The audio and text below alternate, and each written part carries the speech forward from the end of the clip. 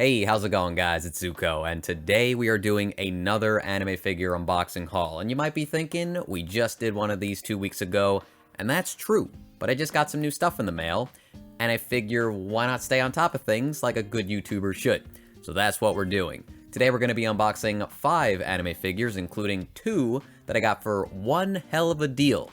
But the company that made these figures also went out of business, and that's probably why, but we'll talk about that later. For now, let's start off on something a little bit more positive. For instance, let's talk about Ryuuko from Good Smile Company. Her large pop-up parade just released, and I am very excited to check this one out because I love this design. And I feel like this has potential to be a really good figure.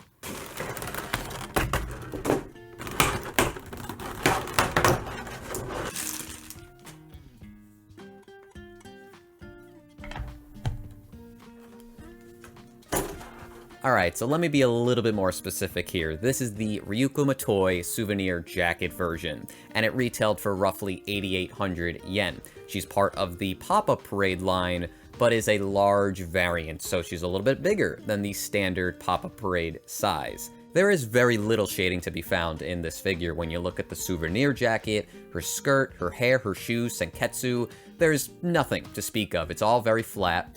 But it also really does remind you of the anime's art style, how Trigger brings these characters to life. I would argue that there should be a little bit more shading in her hair specifically.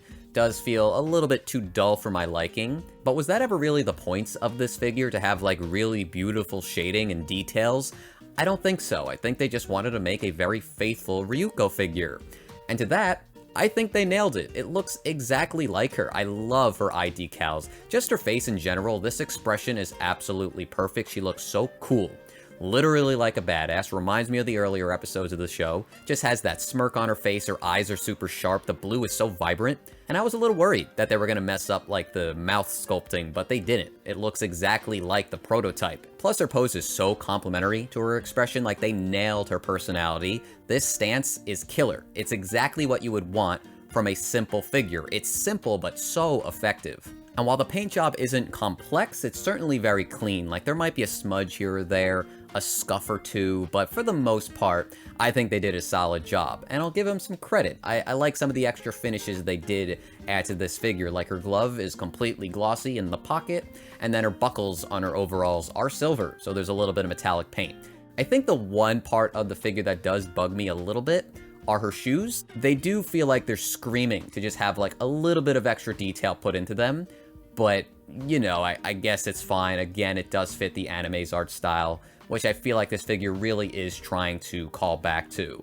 But yeah, I don't think it's like super important or anything. If they messed up details like the design on the back of her jacket, or senketsu, or even like the red hair strand on the bangs, then I would probably have a problem. But as it stands, this is a very, very solid figure for the price tag. And I wouldn't be surprised if this does increase on the aftermarket. You wouldn't think it would, but I feel like more so than not, cheaper figures have a better likelihood of rising because people sometimes take those for granted. They don't really think about it. They'll just pick it up later, but then they skyrocket. Oh, and by the way, I almost forgot to point this out, but she does have Shimapan, blue and white stripes. I just wasn't expecting them to do this on a pop-up parade, but they actually did it, so kudos to them. But yeah, this figure, absolutely fantastic. I think the only thing I forgot to say is that I really like how compact her base is, because typically they are hexagons, but hers is very long, so she's really not going to waste that much space. But I think I said enough. If I forgot an important detail, I'll add it in post. But for now, I think it's time we move on. Okay then, next up is Dawn from Pokemon Platinum with Turtwig. Now, this came out a while ago. I think it was Christmas of last year, but yeah, I've been holding on to it for way too long. And this is actually going to segue into our next figure, but I need to check this one out, so let's do it. Now, thankfully with these figures, typically there is 0 assembly.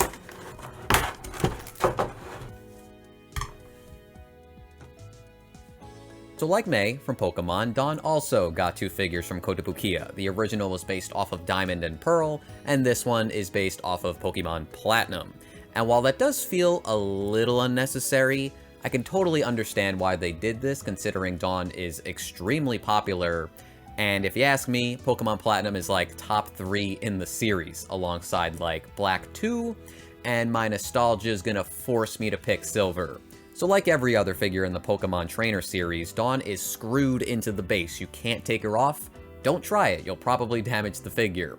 But the base itself is designed like a Pokeball, which is cool, I love that. Funny enough though, they actually like swapped around the colors with the original Dawn figure, so now the Pokeball is white instead of pink. I just thought that was a nice detail. As is tradition with this line, you get a little Pokemon included, and this time it's Turtwig. And he is looking super cute. He's doing a little strut, and he's got a really wide smile. I love him, adore this little fella. However, I do feel like it's a little disappointing that he didn't get any, like, special effects. He's not using an attack. There's no, like, leaves circling him or anything.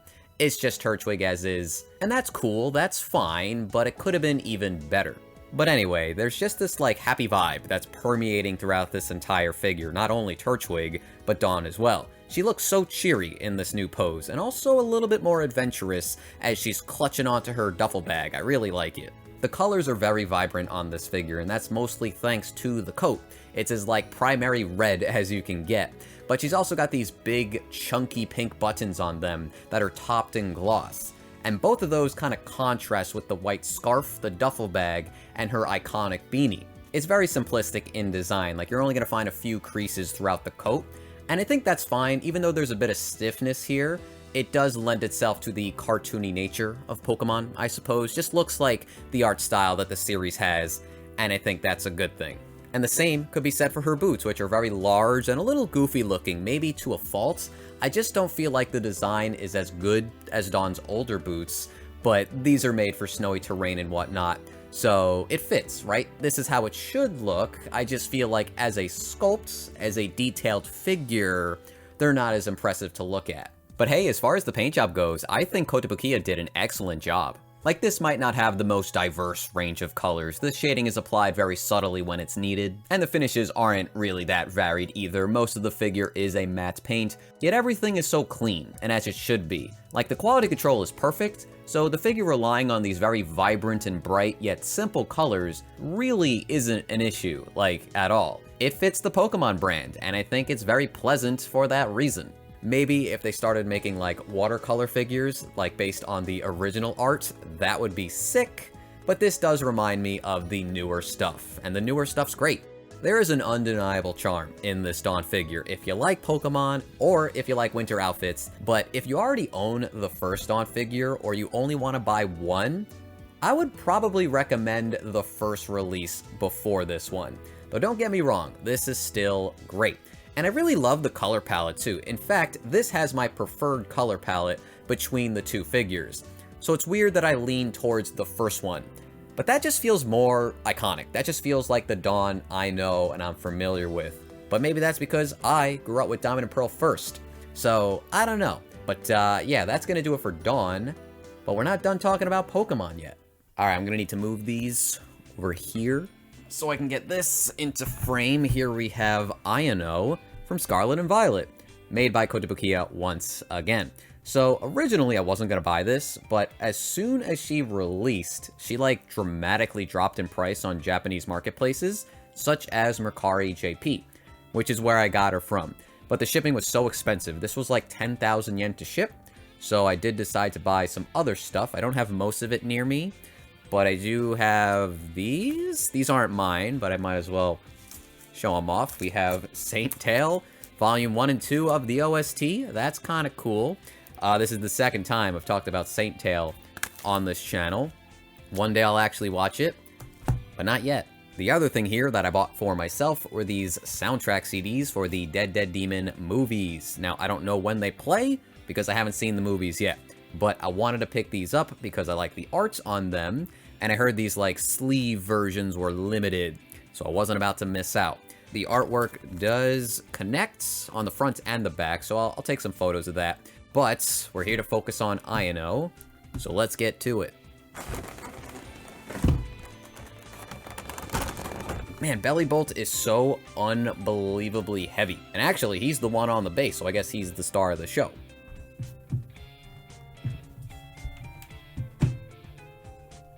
Okay, easy. Alright, so like I was saying, Ayano was extremely expensive when they first put her up, about 28,000 yen or so. And she was exclusive to the Japanese Pokemon Center and Amazon Japan. At the time, she was on my wish list because I don't like that many characters from Scarlet and Violet, but I do like Ayano as well as Larry. If they ever made a Larry figure, I might be tempted to pick that up. But the big question, is she worth it? Because that is so much more money than their typical Pokemon figures. Even just like typical Kotobukiya figures don't cost that much money. Well, at a first glance, there is definitely a lot more going on. Even just on the surface level, she is so much wider and just bigger, denser than like any of the other Pokemon figures. And a lot of that is due to Bellibolt. That lad is so goddamn chunky. He is so heavy. Like, have you ever gotten a figure and you picked it up and it felt way too light, like the insides were hollow? This is literally the opposite. It's like all the plastic is in this guy. They like ran out making all of these figures of Bellibolt because it's just unbelievable how heavy and dense this part of the figure is. But I do feel like they did a good job here. He's so smooth, his paint is extremely clean, his belly is one big plastic dome, very shiny. Everything about Bellibolt is pretty much perfect. He is shaped like a friend, and I like that. Also, the base on this figure looks great. I believe it's her logo or her channel icon, and I think it makes a ton of sense to incorporate that into the base of her figure. But what about Ayano? You know, like if you bought this figure, you definitely bought it for her. Well, I'm thinking she looks fantastic and certainly a little bit more complex than the other Pokemon figures so far. When I look at this figure, I'm seeing like peppiness, I'm seeing liveliness, I love her expression, I love her pose, it's all very fitting for the character. And wouldn't you know it, she's got those shark teeth and they're actually pointy, they're actually sharp, like they should be. They didn't let me down like another company did. It's a goddamn miracle. But it's not only that, her face also looks good thanks to her really colorful, vibrant eye decals and the eyelashes. I love how long they are, even though you can't always see them from every angle just because they're off to the side, hidden under her hair. But I still think they look great. Love the decals here. Also, I should say this now before I forget, but you might think she could like lean over time because of this pose, but you do stick her twin tails into Bellibolt for a reason. She is like rock solid in terms of stability, zero wobble, so don't worry about that. Her twin tails though are absolutely massive. They're a really cute light pink and blue, and on the front, like on her bangs, they are tied up into a bow tie, which is just adorable. And then there's her hair accessories, the Magnemites, which are not actually Magnemites, they're just there, they're just part of her outfit and whatnot. But they do have the ability to like emote and move around, so I don't know how that exactly works. But they're fun. Was kind of surprised that they're glossy instead of being like metallic paint, but maybe they chose to do that because they're not actually Magnemites. At the very least though, the magnets and the bolts are silver paint. And I do like the gloss. The gloss looks great. I was just a little surprised by the gloss. There's actually a lot of silver paint on this figure, which I'm sure you've realized by now, kinda hard not to, but it is reserved for her outfit, like her top and her singular legging. It has a really nice shimmer to it, and a really cool hexagon pattern running throughout. Some of it, of course, does get obscured by her big yellow jacket, so vibrantly yellow, and kind of stiff looking too. I think if I had one complaint about this figure, is that I wish the jacket had a little bit more creasing to it. I know it's supposed to look like this, how it completely like absorbs her arms so you can like barely see them, it's so oversized. But it's a little too cylindrical for my liking around the waist and the torso and whatnot. Maybe if the collar was bent just a little bit more, but I am being very nitpicky here. This is a unique-ass outfit. You don't really see something like this very often. And it's not like there's no movement in this jacket, right? The way she's holding out her arms caused the sleeves to curve, and she's also got those straps attached to the wrists, which are just like flapping all over the place. I guess the only other thing I want to talk about right now is the fact that there are a lot of seam lines running throughout this jacket. On the sleeves and on like the sides specifically. There is one down the middle, but it looks enough like a zipper where it wouldn't really bother you, like where the teeth would be. It does make me wonder though, if anybody is ever going to take off this jacket, like forcefully, because you can't do it, but the entire inner outfit is fully sculpted. And you do get to see some of it, right? If you ever look down the collar, you see the exposed shoulders and whatnot, but the rest of it is fully there as well. So I do feel like at some point, someone will probably do that, but it's not going to be me because this was kind of expensive, so count me out. Overall though, I feel like I'm pretty happy with this one. The quality control, once again, flawless stuff. Just a really nice mix of different colors. The palette's really interesting. Love the different finishes, and it's just a fun figure to look at. If I had to spend 28,000 yen plus shipping, I probably wouldn't be as happy, but considering I spent 8,000 less, I feel like that's the sweet spot. That's like a perfectly reasonable price for this figure.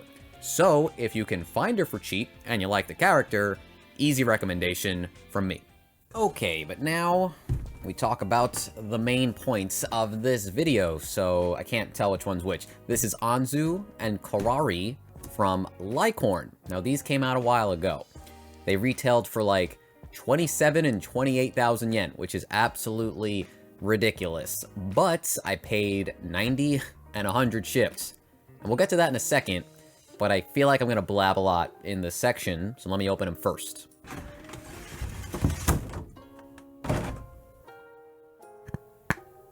Okay, hold on. Put the candy there. Supposed to link them up. And I guess you just place it there? That feels wrong. Hold on, let me get Anzu on here first. I can't really tell the angle it wants me to do, though. See, there's a trick. Her hand comes off. This is such a finicky setup. I don't even know if I'm doing it right. Okay, and then we just place the candy and the macaroon. We're good. So, like I said earlier, both of them were made by Lycorn, who is no longer around. They actually closed their doors shortly after these two and one other figure came out. Primarily, they were making Idolmaster figures. I believe they made like a couple of Fate figures. I'll put them on screen. It might have been Joan of Arc.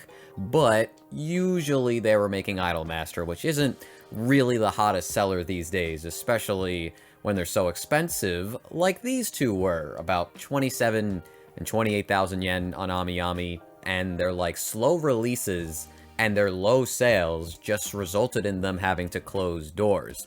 But I actually picked them up from Entertainment Earth. They were liquidating some of their anime figures. Typically, they don't really have the best prices when it comes to stuff like this. Most US stores don't really have great prices on anime figures that don't have like branches helping them out. Like Good Small Company has the US store, Kotobukiya does the same thing, Bandai, stuff like that.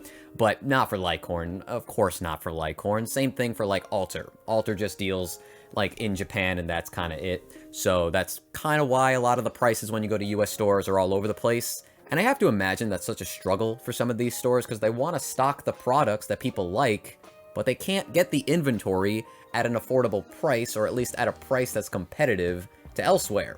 But there's like no winning, right? Like we don't want to spend that much money, but they can't make the figures affordable enough. So inevitably, they're going to have to shut down, at least for the time being. Regardless of that, though, let's talk about these two. The song that they're based off of, I don't know if I remember the exact title of it. It's like Ankira something something. All right, I'm just looking it up. Ankira Kyoso Kyoku. So, if you've never heard of this song before, you probably won't like it unless you like idol music, you know what I mean? It's a very cutesy, earworm type of song, but the main draw of this figure wasn't the appeal of the song. In fact, when I saw these two figures, I never heard of that song before. Like, when I think of idol figures and just like their costumes, usually they're so sparkly, and they have these like crazy decorations and jewelry and stuff like that. But this is a candy-themed figure. And they're really just wearing skirts, t-shirts, and sneakers. That doesn't scream idol. But it's a really fun and cute design. Like, their skirts are just plastered with little candy and stars. Their shirts have the design for their group or unit, whatever you want to call it, Happy Happy Twin. And their sneakers are looking pretty fresh with lots of color even on the soles and some purple starry socks to go alongside them. I think one of my favorite details about this figure are the capsules in their hair, because there's little like star and circle bits in there, and if you were to shake the figure, those little bits shake around as well. But yeah, these two are painted extremely well. Pastels are used for their clothing, their skin has a soft, fair appearance to it, thanks to these little hints of pink, and their hair avoids looking flat, thanks to some subtle shading and gradation. I think the only part of the paint job I don't really love is some of Anzu's base for some reason looks a little cheap to me, like the icing. I'm not really like in love with, but the donut and then like that realistic balloon behind her, there's a lot of like good detail and sculpting here The macaroons look very tasty the way they're sculpted and painted, and I have no idea what a macaroon tastes like. I've never had one before, but they're doing a good job making me want one with the way they design these little treats. I was knocking the icing a little bit, but I do like those little beads. They kind of look like pearls with the way they have like the shimmer to them. And the strawberry is surprisingly not glossy. I'm so used to strawberries on figures having a gloss to them, just to, I don't know, make them look more succulent and juicy. But it's just matte paint there. I will say part of Kurari's base does feel a bit phoned in, and when I say a bit, I mean the entire thing, because you're really just placing the treats wherever you want to. There's no, like, designated spot for them, but they are just copying the art. It's not really Lycorn's fault, but they also should have adjusted the price a little bit more than 1,000 yen. That makes no sense to me at all. On the other hand, she is gigantic. Comparatively, she's like 6 foot tall, which is so funny. This duo is so fun because of that, and honestly, I think I like Kurari's figure a little bit more. I don't know what it is. It might be the hair sculpt. They both have nice hair. They're both flowing. Anzu's twin tails specifically are like all over the place, but like the thickness of Kurari's twin tails, I don't know, I just feel like they're really, really well sculpted. And the little stars and the ribbons in her hair look really nice to me. It's really not a competition though. You're supposed to buy them together, link the arms up, have the bracelets spell AK for Anzu and Kurari, right? They're adorable expressions. They're pretty much the exact same thing, but they're mirroring each other because the wink is on a different eye. Yeah, they're just like infectiously cute. They're having a blast. They're having the time of their lives, singing together, and it just feels like they genuinely love being around each other. But to give Kurari one extra point, I love her rainbow shorts. I don't think they're bloomers. I think they're supposed to be shorts. They're very frilly, and I can't help but think that's awesome. I will say their stability is kind of sus, because Kurari does wobble a little bit, and Anzu, you just place her on the base itself, so that could easily fall over if you're not careful. But yeah, these are wonderful, especially for the price I paid. There's just such a moment captured here, you know what I mean? Like, I love the flow and just like the movement that was clearly happening before the sculpt happened. It just feels so alive to me. But anyways, that's gonna do it for our unboxing video. I've actually been recording for so long. I don't know why this took me so long, but most of that will be cut down. You won't have to worry about it. But it's been a couple of hours for some reason. I think I don't know what happened. Either way, appreciate you guys watching. Subscribe to the channel if you're not already, and like the video if you did enjoy it. It definitely helps me out a lot.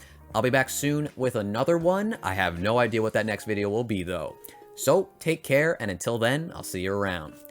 Later.